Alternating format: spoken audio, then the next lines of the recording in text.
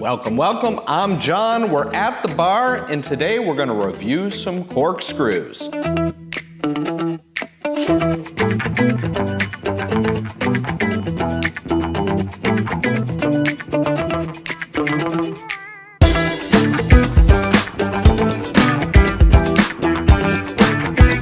So, few things. First of all, I have the cheapo.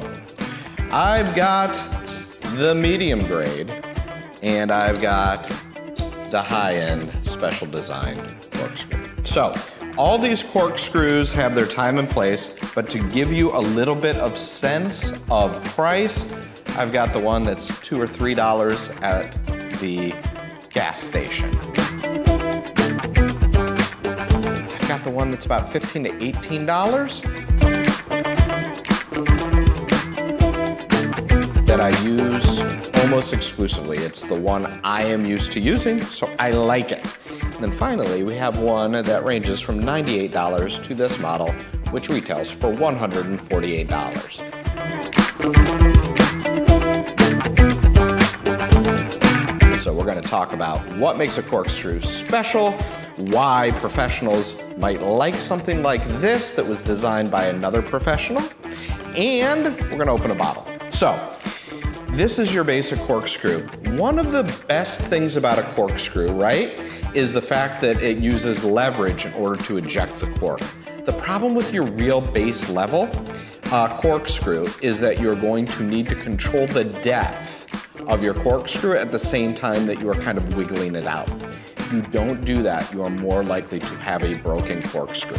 That, of course, is problematic because then you get cork in your wine. But in a pinch, it is very useful.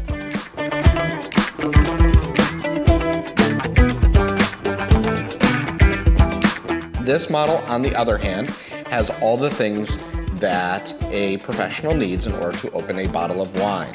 So it has the serrated edge in order to remove the capsule.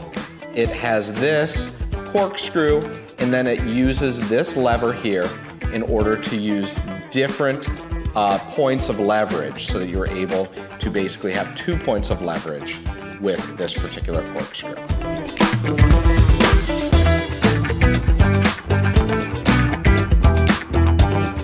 So, what makes a corkscrew worth $100? This was designed by a sommelier named Andre Houston Mack, who's very, very well known and very good at thinking about the things that he needs when he is actually doing his job as a sommelier. A couple things about this that I really, really like. The first thing that I really, really like on it is that the knife itself is super sharp. And so that allows for a cutting of the foil and then removal of the foil, which we'll do in a minute. It then uses this design in order to have more leverage points. So by using these various points here on it, you're going to see in a minute that it is a lot easier in order to pull a cork. And then finally, the corkscrew itself, it's just like smoother going into the bottle.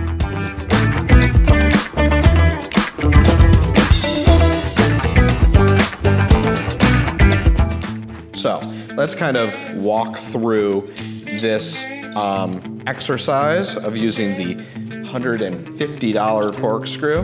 The first thing is removing the foil. So this is super sharp, so it will actually cut through the foil a lot easier than any of the other knives I've ever used.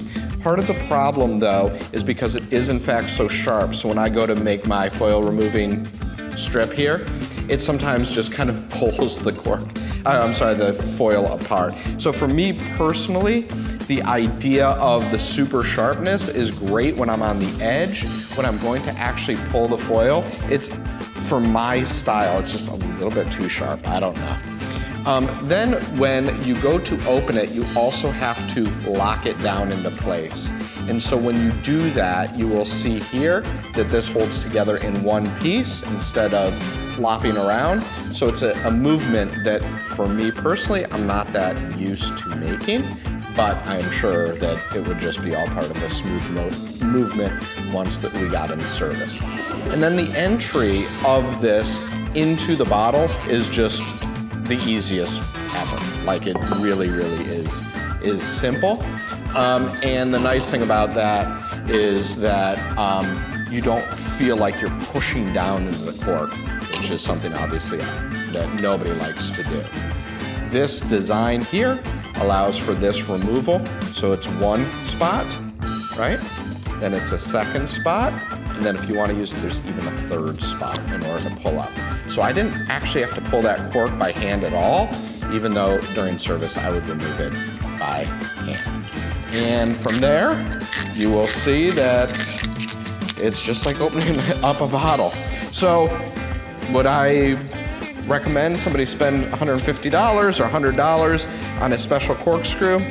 I guess. I mean, if you work at a high-end restaurant or you do collector's tastings or something like that, it is a very, very impressive piece of hardware. But for me, on a day-to-day basis, I don't know. I just love this thing. I get them off Amazon. I have a ton of them, and it works every time for me. And maybe part of all this exercise is just finding out what you are personally used to and going with it. If you could grow used to something that's in the $15 range rather than the $100 range, maybe you get yourself an extra bottle or two of wine along the way.